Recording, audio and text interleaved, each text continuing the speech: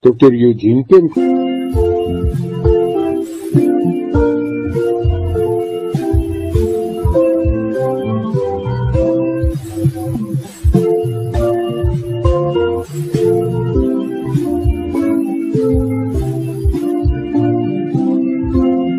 Dr. Eugene Kemp, ons drink. Ek gee my gedagtes vrye teels en dink sommer so 'n bietjie oor die gewildheid van 'n program soos Boer soek 'n vrou en soortgelyke realiteitsprogramme waar daar dan 'n maat gevind moet word.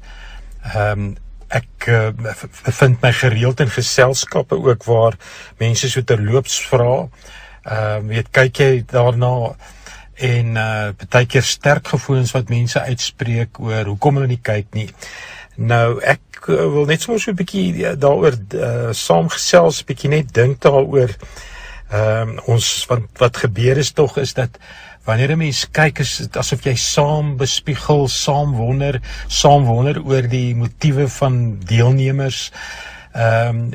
Gunsteling kies, ons kies op wie ons dink eintlik die oulikste en die mooiste is. Maar hier is iets en ek het toch gaan 'n bietjie dink oor hoekom is dit so gewild, en een van die goed wat die slimme ouens ook sê is dat ons hier te doen het met doodgewone mense, en veral in ons Afrikaner kultuur, die boerdery gemeenskap, is iets waarmee ons lekker nostalgies kan weer identifiseer.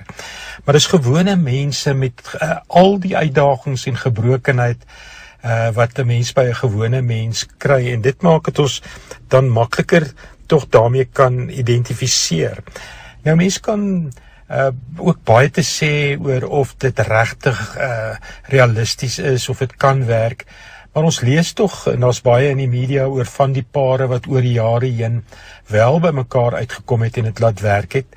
Ek vermoed daar is dalk meer wat nie gewerk het as ou dit regtig so moet vergelyk, maar ek dink 'n mens moet tog ook onthou, en dis nie lekker van hierna kyk, is dit beeld nie al die lelike goed uit nie. Ja, soms is daar elemente daarvan, maar die groot toets vir of so 'n verhouding kan werk, wat partykeer tog 'n bietjie kunsmatig begin met kameras en alles wat op jou is die groot toets wanneer die stormwaters kom, wanneer die moeilike tye kom, wanneer die verskille kom met mekaar, wanneer daai aanvanklike, en dit is altyd nodig om tog te begin met 'n romantiese fase, met 'n fisiese aangetrokke fase, maar die werklike toets kom daar wanneer 'n mens se verhouding en jou liefde na 'n volgende vlak toe moet groei, na 'n volwassenheidsvlak.